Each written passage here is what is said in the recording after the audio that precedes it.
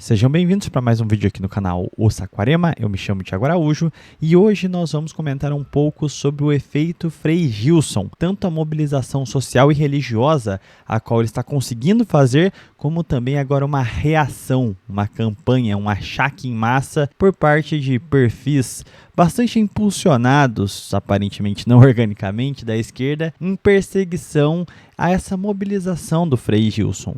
Caso você esteja caindo aqui de paraquedas, não conheça o canal, não saiba o que está rolando dessa discussão, eu resolvi trazer esta pauta para cá porque abre um espaço para a gente poder falar sobre a perspectiva da Igreja Católica, sobre a doutrina social da Igreja, frente a movimentos de direita e de esquerda, com um olhar específico para a nossa história, com o transmutar do debate político nas últimas décadas no Brasil e o papel que a Igreja teve nesse processo de entrada na história contemporânea do Brasil. Mas antes, deixa eu só trazer para vocês o que está rolando. O Frei Gilson sempre foi bastante presente assim no meu dia a dia. Eu lembro que quando a minha noiva estava fazendo a catequese dela, né, a crisma, a nossa catequista, ela sempre acompanhava, fazia todas as vigílias, orava lá às 3, às 4 da manhã com o Frei Gilson, sempre incentivava a gente, falava que acompanhava, passava para mim sempre vídeos no WhatsApp, tudo. Então eu sempre percebi que o alcance do Frei Gilson era gigantesco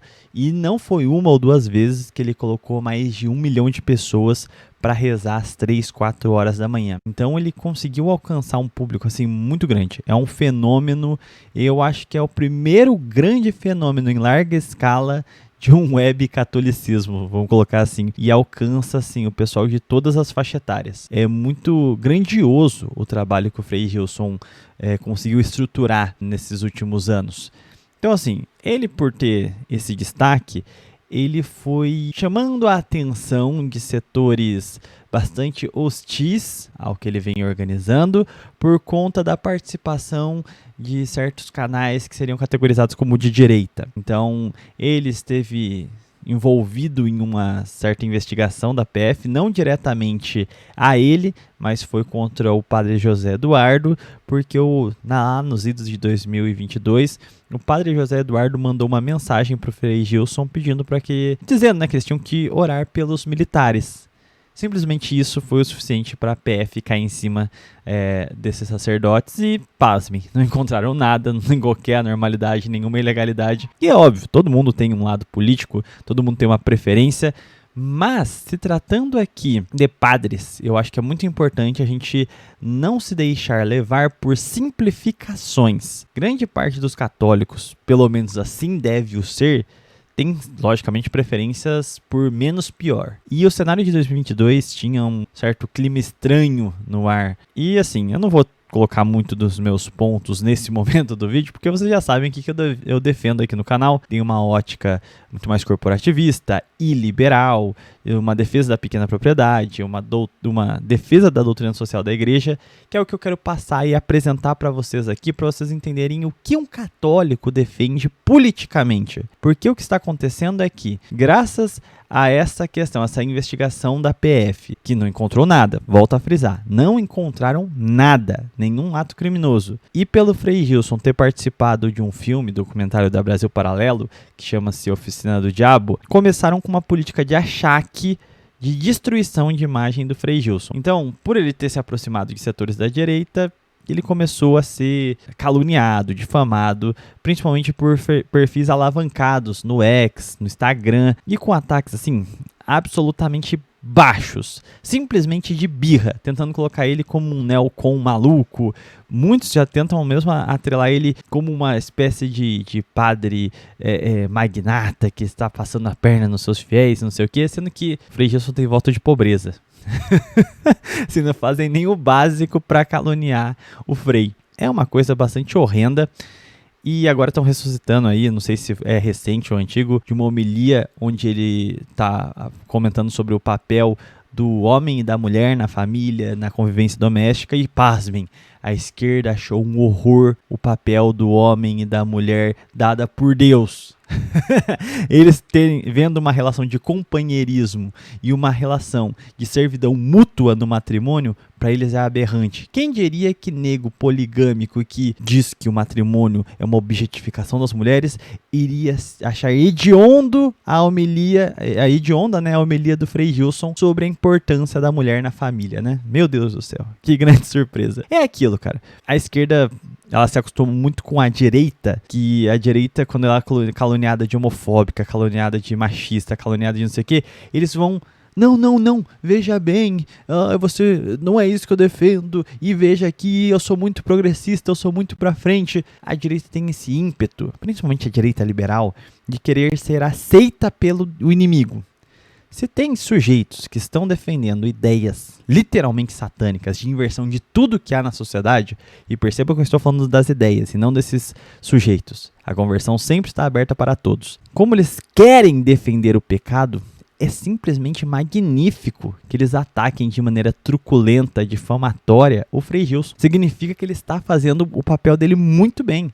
Ele está espalhando a boa nova. O que você acha que o diabo faz quando olha para a cruz? Então assim, eu não acho que isso seja ruim, não acho que isso tenha qualquer carga negativa ser caluniada por esse tipo de gente. E eu acho que cabe aqui um que eu achei muito interessante também, que eu vi esses dias, que a presença do Frei Gilson não irrita só progressista.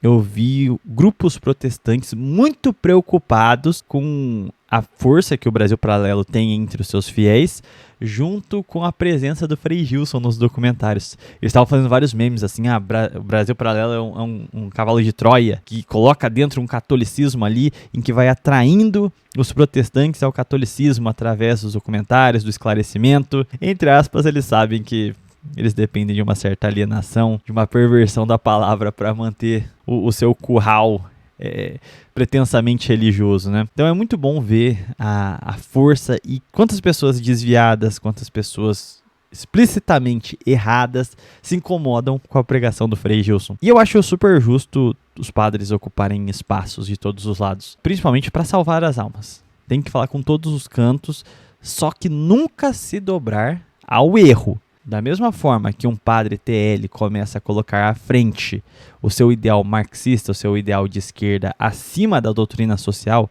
acima da verdade revelada, ele não presta. O mesmo vale para alguém que se contrabandeie para a direita. Enquanto o Frei Gilson está falando sobre as virtudes cristãs, sobre a verdade, a restauração em tudo em Cristo, beleza? Se um dia um sacerdote, nem que não seja o Frei Gilson, começar a falar sobre o livre mercado, sobre individualismo exacerbado, sobre relativismo moral, todas essas pautas que são muito típicas da direita liberal, de priorizar o individualismo extremo, a propriedade privada não subordinada à questão social, quando começar a defender esse monte de coisa que são completamente indefensáveis, aí merece bordoada, tal qual a esquerda católica, que, né, tem todo tipo de aberração. São excomungados na prática. O que vale ressaltar aqui é que o Frei Gilson nunca cometeu esses erros. Então, aqui é bem claro que ele está nesses meios para evangelizar.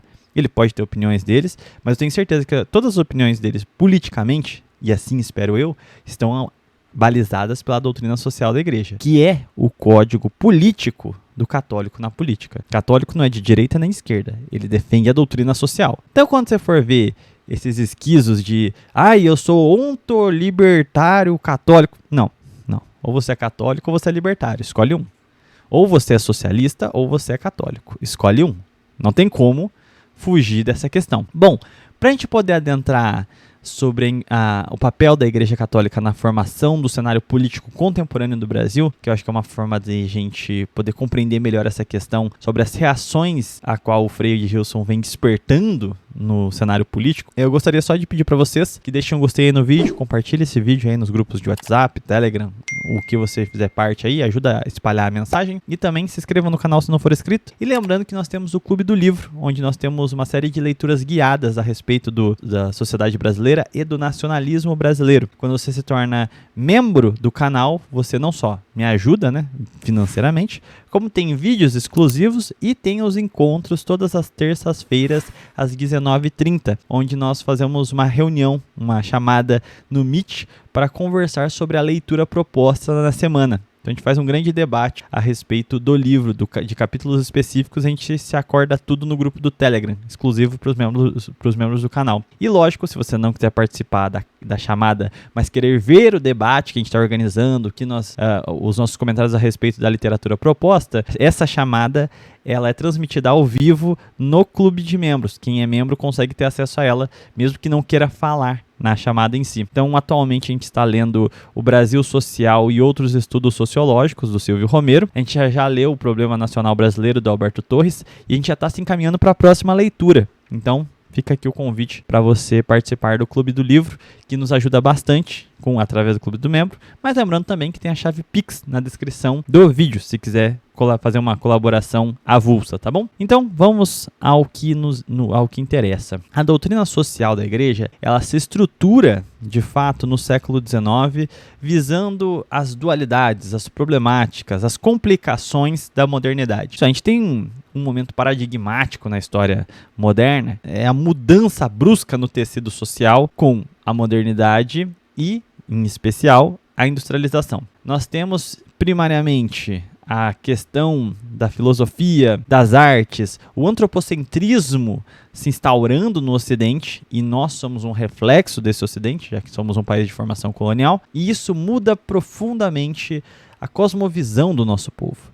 E, evidentemente, foi um erro, ou seja, nós começamos a colocar o homem, os desejos da carne, os nossos desejos baixos, no centro da nossa vivência. E, evidentemente, isso é um grande centro para a perdição das almas. Nós perdemos a conexão com Deus, a experiência penitencial, a experiência de fato de fé. Então, a igreja teve um grande problema, e até nesse cenário, né, que a gente tem a reforma protestante, então ainda haviam outros problemas de ordem religiosa na composição social, e quando nós temos a Revolução Industrial, nós temos um agravante aí, dentro de todas essas discussões metafísicas, filosóficas, religiosas, teológicas, entra também uma questão social muito gritante. A estrutura feudal dos países europeus vão ruindo, a propriedade privada toma outra conotação, longe da propriedade privada cristã, a benefício da coletividade, as terras comunais são confiscadas, a utilização capitalista da propriedade, ela aflorou o desejo pela avareza,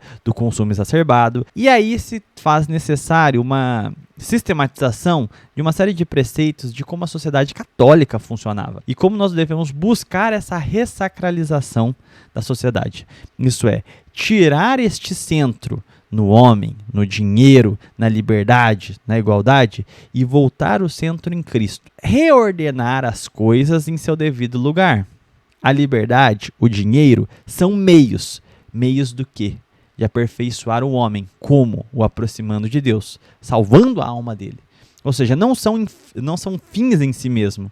E mesmo a igualdade a gente pode colocar nesse ponto também. Sendo assim, todas essas questões a respeito da vida política, social, econômica, deve girar tendo ao centro Cristo, a vida cristã. E não as cobiças, os desejos da carne, as vontades desordenadas. Sendo assim, tanto o liberalismo como o comunismo são expressões caídas, desordenadas, tendências aviltadoras dos direitos naturais do homem que levam a sociedade à sua corrosão. Tanto assim o é que a sociedade liberal capitalista germinou o comunismo. Se o liberalismo pervertia a liberdade, defendia a liberdade mesmo para o mal e permitiu a construção de uma sociedade desigual e sem a fraternidade cristã, ela pariu o comunismo, que é uma reação a essas condições insalubres de grande parte da sociedade que foi desalojada das suas terras comunais, que perderam os amortecedores da sociedade que se tinham na Idade Média com o compartilhamento de terras, com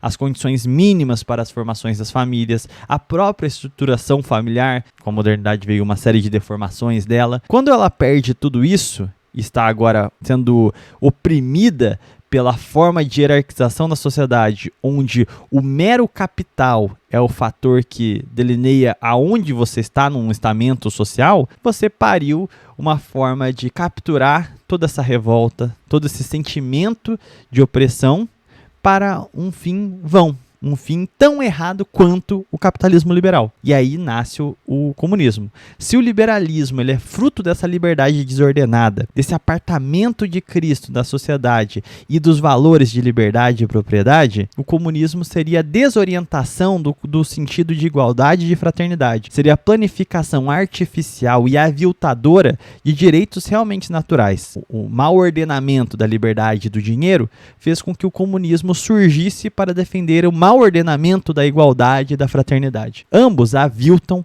e atingem diretamente o interesse comum da família. A usura, que é largamente defendida pelos liberais e está no âmago da ascensão do capitalismo financeiro, ela é uma forma de aviltar as condições familiares. Isso destrói o emprego, desprestigia a produção, isso é, o trabalhador, cria condições especulativas que pune aquele que trabalha duro e privilegia aquele que acredita na riqueza fácil, na riqueza espoliadora, na riqueza alienante.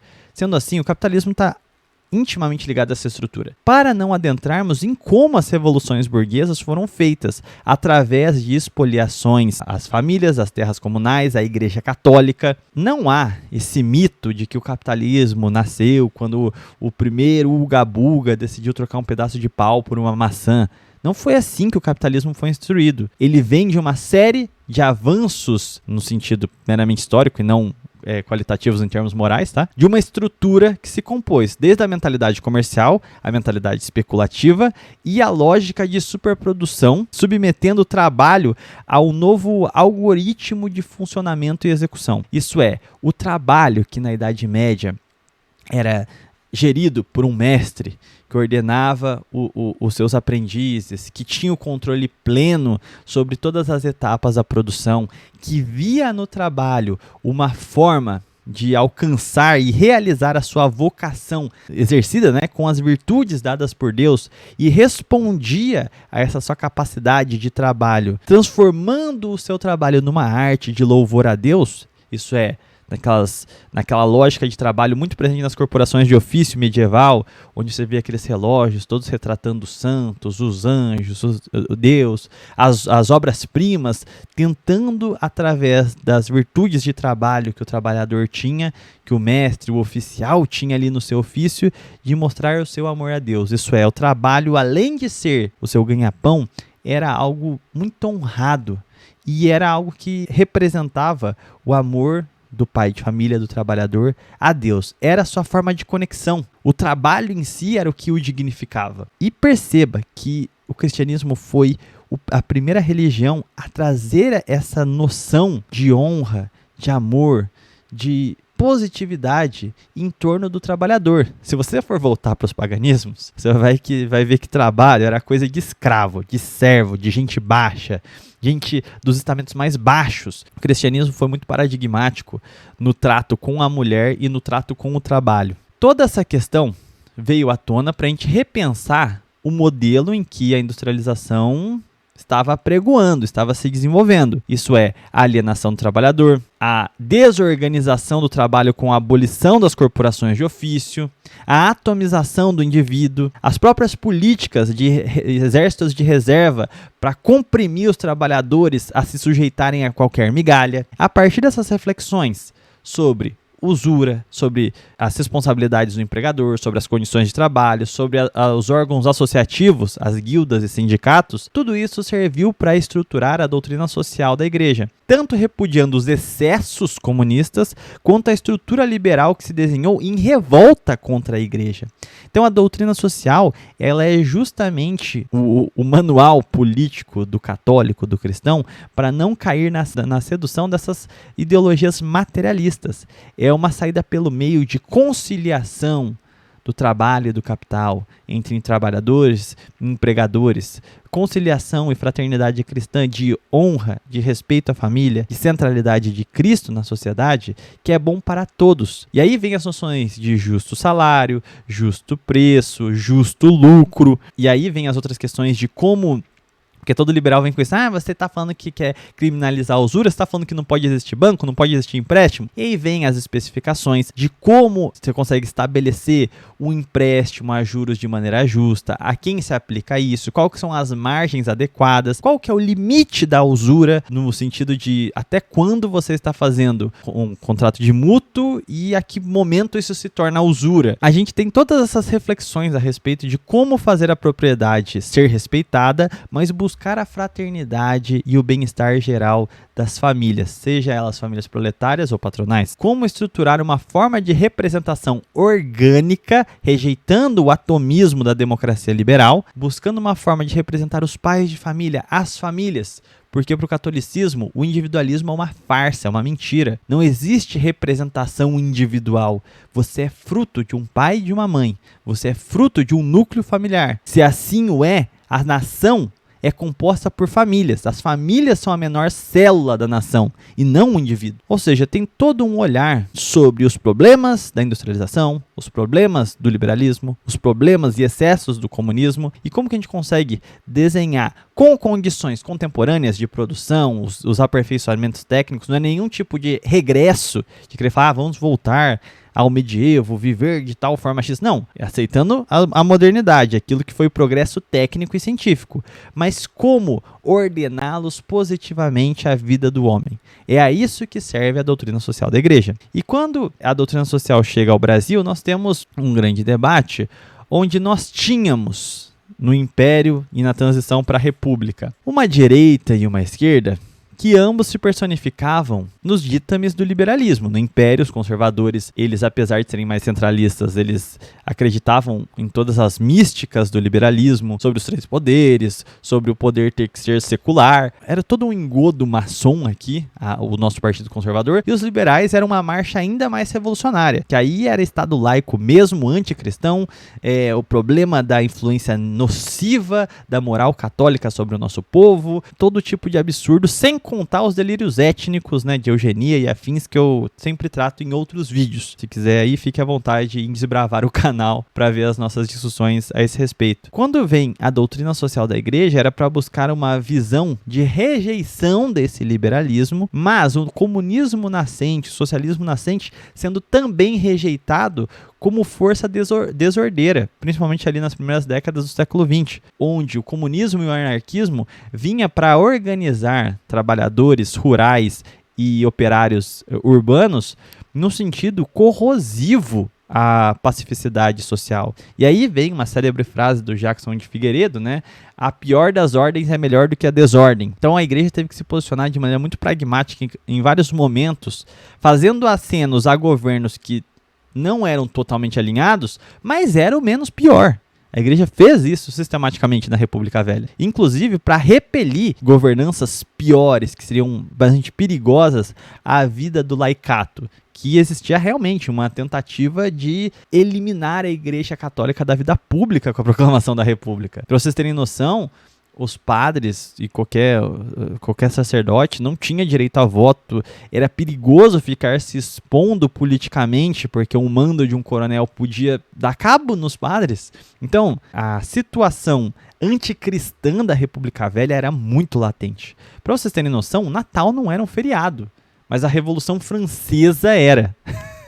Era um negócio absurdo. A partir disso, o laicato começa a se organizar sobre a liderança de certos sacerdotes e também de certos intelectuais católicos, que eram leigos, mas que serviam para montar, né, grupos de oração, congregações marianas, movimentos leigos mais atuantes, né? Um dos principais nomes aí, a gente tem o Jackson de Figueiredo, ali nos anos 20, a gente tem o Alceu Amoroso Lima, que vai anos afim, né, autorização de Ataíde. A gente vai ter inúmeros militantes católicos que coordenaram diversos centros, círculos, grupos de estudo, grupos de terço, congregações marianas, tudo isso no fim de bem instruir os católicos para que a gente pudesse reconverter o nosso povo e, em última instância, não só salvar as almas, mas também ordenar o nosso Estado a Cristo. Esse era o grande objetivo. E houve uma grande abertura de espaço na Era Vargas. Então a gente vai ter a CLT A maior parte dos redatores eram católicos militantes. Então a CLT era uma forma de harmonizar, tal como a Rerum Novarum e a doutrina social da igreja já haviam trazido num prelúdio, harmonizar as relações entre patrões e empregados, dar salvaguardas mínimas aos trabalhadores, resguardar um tempo de descanso, resguardar os domingos. Nós temos outras questões como o combate ao divórcio na era Vargas, a gente tem a proclamação de Nossa Senhora como padroeira do Brasil, a gente tem a restituição do ensino religioso nas escolas, a gente tem vários avanços nesse sentido. E toda a doutrina social, combate ao analfabetismo, acesso à saúde, direitos trabalhistas, todos os avanços sociais que nós vimos a partir de 30, teve um envolvimento direto da Igreja Católica. Conquistas que hoje a esquerda, mesmo a esquerda que está fazendo ataques bastante duvidosos, para dizer o mínimo, ao Frei Gilson e à Igreja Católica, essa mesma esquerda louva as questões sociais que quem levou à frente não foram os comunistas, muito menos os socialistas que o sejam. Foram excepcionalmente amparados e gestados dentro do bojo católico. Você pega mesmo frações de uma esquerda não marxista, mas com uma visão social forte, você vai ter o trabalhismo, pensado e desenhado pelo Pasqualini. Ele diz explicitamente que a doutrina trabalhista é uma interpretação e uma tentativa de aplicar no Brasil a doutrina social da igreja, um respeito à propriedade privada, juntamente com a fraternidade cristã. A gente sempre teve uma forte atuação da Igreja Católica em cenário político e foi graças a essa atuação que toda a legislação social do Brasil conseguiu se estruturar. Quando a gente tem, mais ou menos ali por volta da década de 60, uma extremização e principalmente por conta da Guerra Fria, o debate sobre a questão social ficando cada vez mais inviabilizado, porque você era impelido a ter que adotar um dos lados da polarização, isso é, ou você é liberal materialista, ou você é comunista materialista. A igreja teve problemas mesmo dentro das suas hostes, ou seja, mesmo dentro das suas fileiras, houveram aqueles como a Opus Dei, como a TFP, que se colocaram quase que incondicionalmente ao lado dos Estados Unidos, que é um país protestante, que é um país repleto de erros em termos históricos, assim, é quase que um país indefensável pela sua presença internacional, um imperialismo franco e principalmente um fatiador e um agressor de nações católicas nas Américas. E por outro lado, teve um monte de padres que se contrabandearam para teologia da libertação, para ajudar terroristas, ajudar gente que estava longe de ser católica, que era gente que matou, que fez tudo quanto é crime horrendo. Lógico que tinha, né, tanto de um lado quanto de outro, pessoas amenas que queriam o restabelecimento de uma ordem social. Beleza, mas o fato é que ambos os lados tinham as suas feições completamente indefensáveis e a igreja teve dos dois lados. Essa é a verdade. Se você vai lá pro CCC, pô, teve um monte de padre que participou do CCC. Se você vai para quem ajudou lá o monte de movimento revolucionário 8 de outubro, um monte de movimento revolucionário, você vai lá, tem um monte de padreco também. Teve padre que ajudou o DOPS a caçar gente, teve padre também que escondia comunista na batina. Isso permitiu, para o bem ou para o mal, que a igreja ainda preservasse muito da sua influência. Tanto é que chega na Constituinte de 88, lá está o nome de Deus. Lá estava, na tribuna, católicos um pouco contestáveis, né? Mas que na hora do vamos ver conseguiu garantir a presença dos crucifixos em repartições públicas, o nome de Deus na Constituição. Perdemos o ensino religioso, mas ainda assim não retrocedemos às condições da República Velha, por exemplo. O que é interessante observar é que mesmo a esquerda não bateu de frente com a igreja para poder ascender. Ela se juntou à igreja. Olha o PT, a estratégia do PT nos anos 2000. Foi infiltrar os seus padres, os seus apoiadores dentro para angariar esse rebanho. E isso não é uma postura oficial da igreja e nem uma postura que seja elogiável ou qualquer coisa do gênero. Foi um entrismo, né? Mas eles fizeram isso. E eu vejo que a esquerda hoje está querendo andar para trás. É atacar protestante, atacar católico, atacar qualquer um que seja reativo às suas pautas. Que, cara, sendo sincero, quantos por cento da população brasileira defende casamento homofetivo, adoção homofetiva, amor livre, poliamor, aborto? Cara, pelo amor de Deus, se 10% da população defender isso, é muito. Então é como se eles quisessem cavar a própria cova deles. Então, eu acho que a esquerda está perdendo muito a mão no combate social. E essa esquerda um pouco mais temperada das décadas passadas, que soube olhar para os padres da TL, utilizar eles a seu favor, não antagonizar a Igreja Católica, essa galera tá falecendo e tá deixando uns herdeiros muito podres, mesmo para os próprios interesses obscuros deles. Não servem sequer para conseguir fazer um movimento de entrismo dentro da igreja. Tem lá aquelas... não sei nem como posso qualificar isso, eu vou tomar cuidado. Mas aqueles... acho que é Frei Lohane, um pessoal esquisitíssimo, que de católico aparenta não ter muita coisa. Tem os adoradores lá da Pachamama, que se dizem católicos também. Mas é uma parcela muito inexpressiva, principalmente frente a casos como esse do Frei Gilson, que está arrebanhando massas de pessoas para rezar o terço às 3 da manhã, sabe? Analisando a história, eu diria que a igreja no Brasil, e aqui eu me refiro não à instituição Igreja Católica, tá? Mas os fiéis e mesmo a postura de alguns padres se perderam na Guerra Fria, estão tendo muito problema em voltar para o caminho correto, que é rejeitar o liberalismo, rejeitar o comunismo e buscar uma corrente política que se balize nos ditames da doutrina social da igreja. E nesse sentido, a única alternativa viável, positiva, congruente para os interesses de parcimônia, de fraternidade, de uma sociedade ordenada ao trabalho, com Cristo ao centro, é dentro do nacionalismo. E dentro do nacionalismo nós precisamos apartar os nacionalismos estranhos, reativos à igreja, que tentam trazer um ecumenismo esquisito, e a gente trazer esse nacionalismo que olha para a história do Brasil, a história da igreja também, a evangelização, os nossos grandes santos, que apesar de não ser brasileiro, foram brasileiríssimos, né, como São José de Anchieta, mesmo toda a cultura em torno de Nossa Senhora Aparecida, toda a história do Brasil, as culturas regionais, tudo gira em torno da igreja.